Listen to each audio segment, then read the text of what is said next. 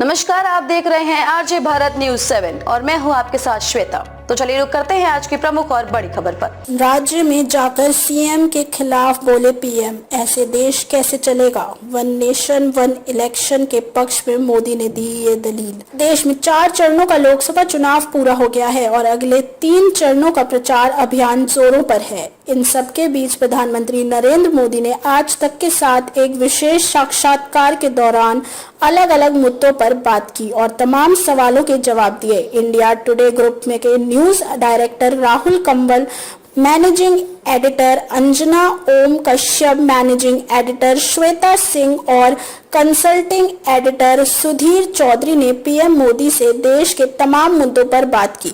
प्रधानमंत्री नरेंद्र मोदी ने one nation one election को लेकर भी विस्तार से बात की और बताया कि क्या देश के लिए यह जरूरी है। प्रधानमंत्री ने वन नेशन वन इलेक्शन के लिए गठन कमीशन का जिक्र करते हुए कहा कि उसकी रिपोर्ट आ गई है, रिपोर्ट का स्टडी किया जा रही है। उन्होंने कहा कि वन नेशन वन इलेक्शन को लेकर हमारा कमिटमेंट बस पॉलिटिकल कमिटमेंट नहीं है, बल्कि ये देश के लिए बहुत जरूरी कदम है। वन नेशन वन इलेक्शन देश के हित में।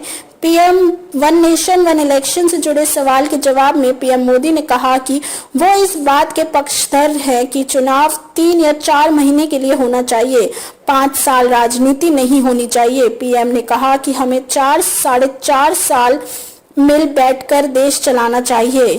चुनाव के समय हमें पूरी ताकत से एक दूसरे के खिलाफ लड़ना चाहिए। खेल के दौरान का उदाहरण देते हुए प्रधानमंत्री मोदी ने कहा, आपने देखा होगा खेलकूद में फ्रेंडली मैच होते हैं, लेकिन जब असली मैच होता है तब आमने सामने हार जीत की लड़ाई होती है। पहले टेस्ट मैच होता था, उसके पहले 3 दिन का एक फ्रेंडली मैच होता था। इस दौरान खिलाड़ी एक दूसरे को जानते पहचानते हैं।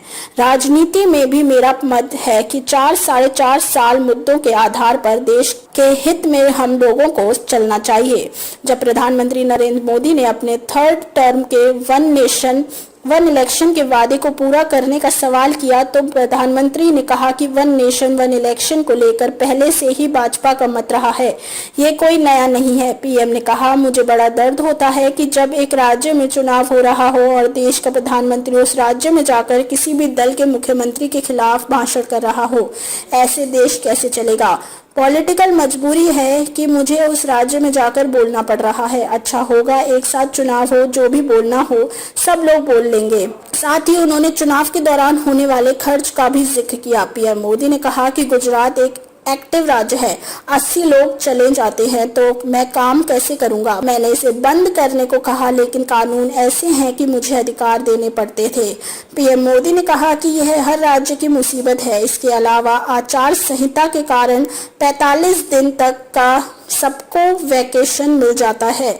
इतना बड़ा देश अगर रुक जाए तो यह बहुत बड़ा संकट है। पहले एक साथ ही इलेक्शन होता था, कई चुनावों का दौर तो बाद में आया। खबरों में अब तक के लिए बस इतना ही। फिर होगी आपसे मुलाकात ऐसी किसी बड़ी और खास खबर के साथ। तब तक के लिए नमस्कार और देखते रहिए आरजे भारत न्यूज 7।